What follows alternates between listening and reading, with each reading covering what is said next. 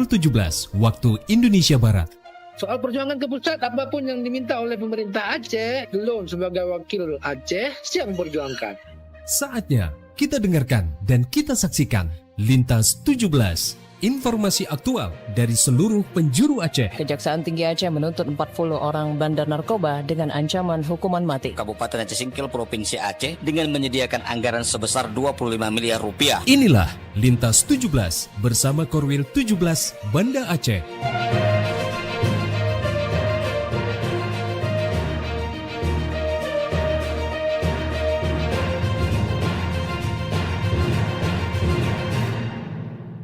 Assalamualaikum warahmatullahi wabarakatuh. Dari Jalan Sultan Iskandar Muda 13 Banda Aceh, saya Rifki Badral bersama presenter dari RRI Sekorwil Nusantara 17 Banda Aceh, Lok Semawe, Melabuh, Takengon, Sabang, dan Singkil mengantarkan Lintas 17, siaran berita berjaringan menyajikan informasi aktual yang terjadi di berbagai penjuru Aceh. Edisi hari ini Jumat 5 Juni 2026.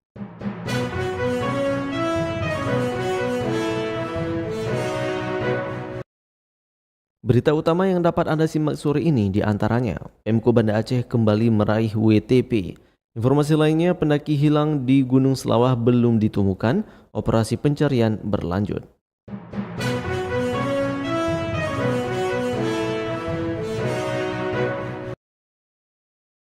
Siaran berita berjaringan ini dapat juga Anda akses melalui aplikasi RRI Digital, serta turut disiarkan Radio Muna FM Sebulu Salam, Radio FM Pidijaya, Radio Sapa FM, Suara Bujang Salim Lok Semawe, Radio Asalam Uin Araniri Darussalam Banda Aceh, Radio Suara Sabang, Radio Mutiara FM PD, Radio Cempala Kuning Aceh Timur, Radio Suluh Tamiang, serta di relay RRI Radio Rimba Raya.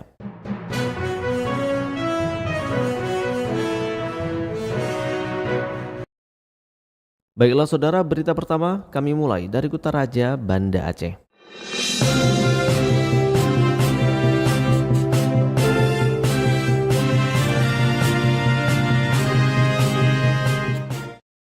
Pemerintah Kota Banda Aceh meraih opini wajar tanpa pengecualian WTP dari Badan Pemeriksa Keuangan Republik Indonesia BPK RI. Selengkapnya dilaporkan TC Maulidia Putri. Pemerintah Kota Banda Aceh kembali meraih opini wajar tanpa pengecualian WTP dari Badan Pemeriksa Keuangan Republik Indonesia (BPK RI) untuk ke-18 kalinya secara berturut-turut. Wali Kota Banda Aceh Iliza Sa'aduddin Jamal menegaskan bahwa capaian ini adalah hasil kerja keras, integritas, dan komitmen seluruh jajaran pemerintah dalam mewujudkan tata kelola keuangan yang akuntabel, transparan, dan bertanggung jawab. Selama proses pemeriksaan berlangsung, seluruh perangkat daerah di lingkungan pemerintah Banda Aceh telah berupaya memberikan dukungan secara maksimal melalui penyediaan data, dokumen, informasi, serta pendampingan terhadap kegiatan pemeriksaan lapangan. Alhamdulillah, seluruh rangkaian pemeriksaan telah berjalan dengan baik dan lancar dan juga konstruktif. Kami juga menyampaikan permohonan maaf apabila masih terdapat kekurangan selama proses pemeriksaan berlangsung. Namun demikian, kami meyakini bahwa keterbukaan dan kerjasama yang baik dengan BPK merupakan bagian dari komitmen kami untuk terus memperkuat tata kelola keuangan daerah yang aman. Pihaknya turut menyampaikan terima kasih kepada seluruh ASN, DPRK, serta masyarakat Banda Aceh yang terus memberikan dukungan dan kepercayaan. Prestasi ini akan menjadi motivasi bagi pemerintah Kota Banda Aceh untuk terus bekerja lebih baik dalam menghadirkan pelayanan dan pembangunan yang bermanfaat bagi masyarakat. Dari Banda Aceh, TC Maulidia Putri melaporkan. Pendengar, pendaki yang dilaporkan hilang saat mendaki Gunung Selawah belum ditemukan. Operasi pencarian terus dilanjutkan. Selengkapnya dilaporkan Cindy Novita. Operasi pencarian terhadap seorang pendaki yang dilaporkan hilang di kawasan Gunung Selawah, Kabupaten Aceh Besar memasuki hari keempat pada Jumat 5 Juni 2026. Kepala Basarnas Banda Aceh Al-Husin mengatakan korban yang masih dalam pencarian bernama Faiz Hidayat, umur 23 tahun, warga desa Palogadeng, Kecamatan Dewantara, Kabupaten Aceh Utara. Berdasarkan informasi yang diterima Basarnas, korban mendaki Gunung Selawah bersama sejumlah rekannya pada Minggu 31 Mei 2026 sekitar pukul 9 waktu Indonesia Barat. Rombongan tiba di puncak gunung sekitar pukul 12.30 waktu Indonesia Barat. Namun saat hendak turun, rekan-rekan korban menyadari Faiz tidak lagi berada di lokasi. Korban terakhir kali terlihat di area puncak Gunung Selawah. Upaya pencarian awal yang dilakukan oleh rekan-rekannya di sekitar lokasi tidak membuahkan hasil hingga keesokan harinya. Pada hari keempat pencarian ini, tim SAR gabungan akan membagi personel ke dalam 4 tim. Jadi untuk hari ini sendiri, kita kemarin sudah naik dari Lampana Lengah, kemudian kita hari ini menyusur dari Posko Beringin ya, itu di pertengahan lereng Gunung Selawah itu bergerak menuju ke Lampana Lengah. Jadi di sana kita sudah ada lihat ada beberapa seperti tanda-tanda ya, tanda-tanda, maka kita melakukan penyisiran. Dan juga kita di arah selatan juga kita kembali lagi, kita lakukan menggunakan drone pada hari ini. Dan kita juga menggunakan anjing pelacak begitu. Operasi pencarian melibatkan sejumlah unsur, antara lain Basarnas Banda Aceh, Polsek Lembah Selawah, Koramil Lembah Selawah, Polisi Kehutanan Taman Hutan Raya Pocut Merah Intan, Rapi Aceh Besar, Mapala Universitas Maliku Saleh, Satgas Sarpidi, Kopala Pidi, serta masyarakat setempat. Al-Husain mengatakan untuk mendukung operasi pencarian, tim SAR menggunakan sejumlah peralatan, diantaranya 1 unit rescue truck, drone thermal, GPS, peralatan komunikasi, perlengkapan pencarian gunung dan hutan, serta anjing pelacak K9. Dari Banda Aceh, Cindy Novita melaporkan.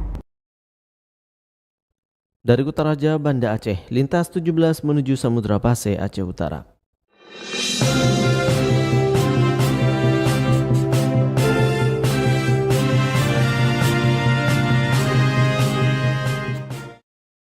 Pendengar, Badan Pusat Statistik BPS Kota Lok Sumawe menggelar pembinaan statistik sektoral seri 3 yang dirangkai dengan sosialisasi standar pelayanan publik SPP, pelayanan statistik terpadu PST, serta sosialisasi sensus ekonomi 2026.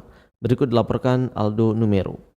Badan Pusat Statistik BPS Kota Lok Sumawe menggelar pembinaan statistik sektoral seri 3 yang dirangkai dengan sosialisasi standar pelayanan publik, pelayanan statistik terpadu, serta sosialisasi sensus ekonomi. Kegiatan yang diikuti unsur pemerintah, akademisi, media massa, dan masyarakat tersebut bertujuan memperkuat tata kelola daerah guna mendukung perencanaan pembangunan yang lebih tepat sasaran. Statistisasi ahli media BPS Kota Lok Sumawe, Hania, yang mengatakan pembinaan statistik sektoral merupakan agenda rutin yang dilaksanakan 6 kali dalam setahun untuk meningkatkan kualitas data yang dihasilkan setiap instansi. Yang menurutnya statistik yang berkualitas menjadi pondasi penting dalam melahirkan kebijakan yang efektif dan berbasis data. Hari ini BPS mengadakan kegiatan pembinaan statistik sektoral, yang ini kegiatan rutin setahun 6 kali kepada dinas dan instansi di Kota Lok Sumawe. Kemudian juga ada sosialisasi standar pelayanan publik di pelayanan statistik terpadu di BPS Kota Lok Sumawe yang dihadiri dari 5 unsur, ada masyarakat, ada media massa, ada stakeholders, ada pihak akademisi. Itu kemudian juga sosialisasi sensus ekonomi yang akan dilaksanakan dari bulan Mei sampai Agustus tahun 2026 ini. Iya, berapa hari kegiatan dilakukan? Kegiatannya sehari, cuman kalau yang untuk pembinaan itu kegiatannya nanti 6 kali dalam setahun. Berarti kontinu, Bu, ya? Iya, kontinu. Ini yang seri ketiga sudah. Selain pembinaan statistik sektoral, BPS Kota Lok Sumawe juga menyampaikan perkembangan inflasi dan pertumbuhan ekonomi daerah, serta mensosialisasi pelaksanaan sensus ekonomi 2026. Haniah mengajak masyarakat untuk berpartisipasi aktif dan memberikan informasi yang benar kepada petugas sensus agar data yang diperoleh benar-benar mencerminkan kondisi real di lapangan. Pendataan rumah tangga yang akan berlangsung mulai pertengahan Juni hingga 31 Agustus 2026 dengan melibatkan petugas dan mitra resmi BPS yang akan mendatangi warga secara langsung. Melalui kegiatan ini, BPS berharap kesadaran masyarakat terhadap pentingnya data semakin meningkat. Karena data yang akurat bukan sekedar angka, melainkan fondasi utama bagi pembangunan yang berkelanjutan dan tepat sasaran. Dari Lok Sumawe, Aldo Numero melaporkan. Dari Samudra Pasai, Aceh Utara, kita menuju Melabuh.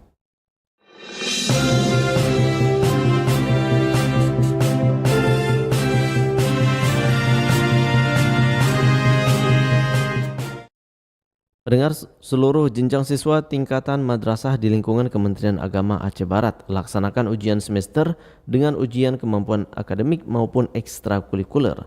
Selengkapnya dilaporkan Arif Rizalul. Madrasah berbagai tingkatan di bawah naungan Kementerian Agama Kabupaten Aceh Barat mulai melaksanakan ujian akhir semester tahun ajaran 2025 hingga 2026.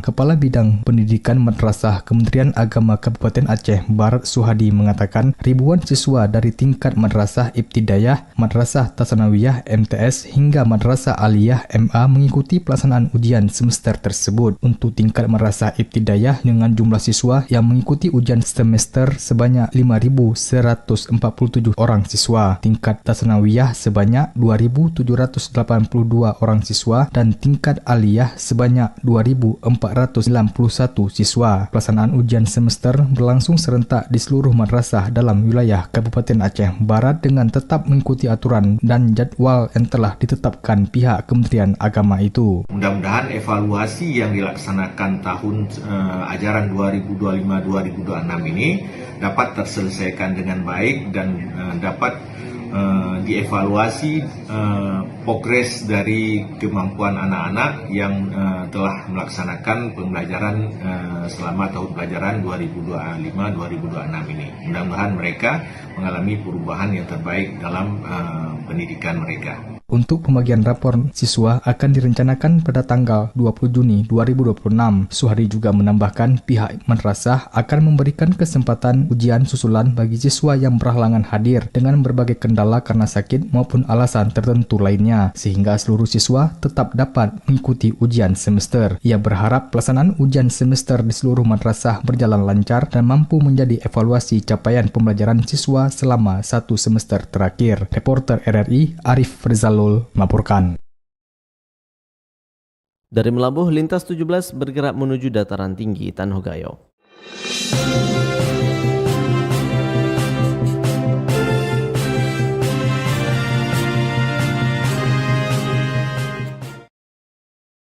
Pendengar, hadiri asesmen lapangan evaluasi dan aktualisasi akreditasi Bupati sebut Prodi Kehutanan pada PSDKU Universitas Syah Kuala Gayo Lues dapat menjadi pusat pembelajaran kehutanan nasional. Selengkapnya dilaporkan Alfi Sahrin. Bupati Gayo Lues Suhaidi menilai program studi kehutanan PSDKU Universitas Syah Kuala Gayo Lues memiliki potensi besar untuk berkembang menjadi pusat pembelajaran kehutanan di Indonesia. Hal itu disampaikan saat menghadiri asesmen lapangan evaluasi dan aktualisasi akreditasi Prodi Kehutanan PSDKU Universitas Syah Kuala Gayo Lues. Menurutnya, keberadaan Prodi Kehutanan sangat relevan dengan kondisi Gayo Lues yang didominasi kawasan hutan. Ia berharap program studi tersebut dapat menjadi jurusan unggulan yang tidak hanya diminati mahasiswa dari Aceh, tetapi juga dari berbagai daerah di Indonesia. Suhaidi juga mengajak seluruh pihak meningkatkan kualitas dan akreditasi kampus agar semakin berkembang dan mampu melahirkan sumber daya manusia yang berkontribusi terhadap pertumbuhan ekonomi masyarakat tanpa mengabaikan kelestarian lingkungan. Selain itu, Suhaidi mendorong Prodi Kehutanan menghadirkan inovasi khas seperti pengembangan laboratorium alam dan program penelitian kawasan hutan yang dapat menjadi daya tarik akademik sekaligus memperkuat posisi Gayo Lues sebagai pusat studi kehutanan. Alfi Sahrin, RRI Takengon, melaporkan. Masih dari Takengon, pendengar, bencana alam hidrometeorologi yang turut menerjang Aceh Tengah pada tahun 2025 lalu diharapkan menjadi pelajaran penting bagi semua pihak terkait mitigasi bencana serta menjaga kelestarian lingkungan. Selengkapnya kembali dilaporkan Fitra Jayadi. Kegiatan seminar internasional terkait mitigasi bencana maupun pelestarian lingkungan resmi digelar oleh Ikatan Cendekiawan Muslim Indonesia ICMI Aceh Tengah pada 5 hingga 7 Juni 2026. Seminar internasional ini menghadirkan sejumlah pembicara dari dalam dan luar negeri, di antaranya akademisi dari Bahrain, perwakilan UNESCO, pakar lingkungan, kehutanan, tata ruang, hingga kebencanaan. Salah seorang pembicara, Sajadah dari Dinas Lingkungan Hidup Aceh Tengah, mengatakan menjaga lingkungan harus menjadi tanggung jawab bersama demi mencegah bencana hidrometeorologi tidak lagi terulang. Seperti diketahui, bencana yang terjadi pada November tahun lalu turut menerjang Aceh Tengah dengan menyebabkan puluhan orang meninggal dunia serta banyak infrastruktur yang mengalami kerusakan. Nah, intinya pelajaran di 26 November 2025 itu yuk kita jadikan pelajaran, yuk kita jadikan masukan bagi kita semua, baik itu pemerintah, masyarakat, akademisi, bagaimana kita menyikapi mitigasinya ke depan. Apa upaya-upaya kita yang harus kita lakukan untuk mengurangi dampaknya, mengurangi risikonya, sehingga kejadian akhir tahun lalu tidak akan terjadi lagi ke depannya, begitu. Sajadah menambahkan perubahan iklim yang terjadi saat ini telah meningkatkan potensi berbagai bencana alam, karena itu kesadaran masyarakat dalam menjaga lingkungan menjadi kunci untuk meminimalkan dampak yang ditimbulkan. Melalui seminar internasional ini, para peserta diharapkan dapat memperkuat kolaborasi dan merumuskan langkah-langkah konkret dalam upaya mitigasi bencana serta pelestarian lingkungan demi mewujudkan pembangunan yang berkelanjutan. Fitra Jayadi, RRI Takengon, melaporkan. Pendengar, pemerintah Kabupaten Gayo Lues gelar kegiatan akselerasi pengembangan kopi dan kakao. Hal itu sebagai upaya mempercepat pengembangan sektor perkebunan unggulan daerah. Selengkapnya kembali dilaporkan Alfi Sahrin. Pemerintah Kabupaten Gayo Lues gelar kegiatan akselerasi pengembangan kopi dan kakao sebagai upaya mempercepat pengembangan sektor perkebunan unggulan daerah. Bupati Gayo Lues Suhaidi menegaskan pentingnya sinergi dan kolaborasi seluruh pemangku kepentingan untuk memastikan program berjalan efektif. Ia menyebut pengembangan kopi dan kakao didukung berbagai sumber pendanaan, mulai dari APBN, DOKA, hingga APBK, termasuk penyediaan bibit secara swakelola oleh Pemda. Menurutnya, keberhasilan program tidak lagi diukur dari jumlah bibit yang disalurkan, melainkan dari tingkat keberhasilan tanaman tumbuh, berproduksi, dan memberikan dampak ekonomi bagi masyarakat. Bupati juga menekankan peran penting penyuluh pertanian dalam mendampingi kelompok tani, serta mengajak seluruh pihak memanfaatkan lahan tidur yang masih tersedia untuk pengembangan kopi dan kakao, seiring tingginya prospek pasar dan harga kedua komoditas tersebut. Alfi Sahrin, RRI Takengon, melaporkan. Anda sedang mendengarkan Lintas 17 dari Korwil 17 Banda Aceh.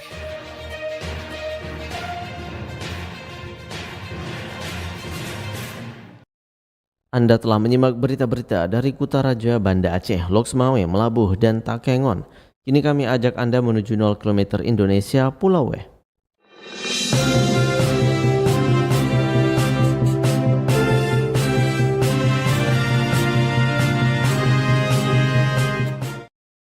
Pendengar, harga cengkeh di Kota Sabang mengalami penurunan. Berkurangnya hasil panen dan melemahnya permintaan dari pembeli luar daerah turut memengaruhi harga komoditas tersebut. Selengkapnya dilaporkan Diah Nofritaria.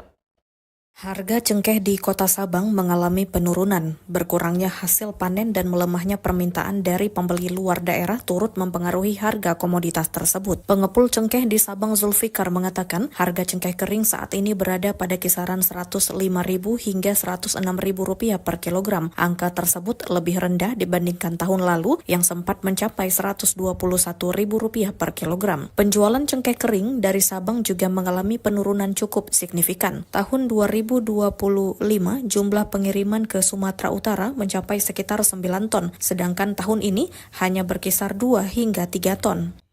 Hari ini di Sabang 105-106 ribu, 121 tahun kemarin. Kalau misalnya harga penurunan kita bandingkan seperti tahun lalu, itu pun karena cengkeh di Sabang ini tahun ini agak berkurang kan.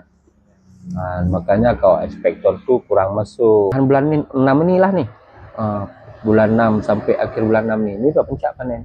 Menurut Zulfikar, menurunnya permintaan dari pembeli luar daerah turut mempengaruhi penyerapan cengkeh dari petani. Kondisi tersebut membuat volume perdagangan tidak sebesar sebelumnya. Selain cengkeh kering, harga cengkeh basah saat ini berkisar Rp27.000 hingga Rp28.000 per kilogram. Sementara cengkeh yang masih bercampur tangkai dijual dengan harga Rp20.000 hingga Rp21.000 per kilogram. Zulfikar menambahkan, cuaca hujan masih menjadi kendala dalam proses pengeringan cengkeh. Puncak panen diperkirakan berlangsung hingga akhir Juni, sedangkan perkembangan harga masih bergantung pada permintaan pasar. Diah Nofritaria melaporkan.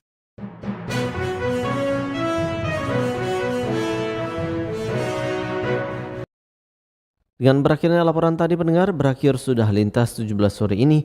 Berita utama dari RRI sewilayah batas Lasar Korwil 17 Banda Aceh. Atas perhatian Anda kami ucapkan terima kasih. Wassalamualaikum warahmatullahi wabarakatuh. Sekali di udara, tetap di udara. Demikian Lintas 17 sore ini, produksi Korwil 17 Banda Aceh.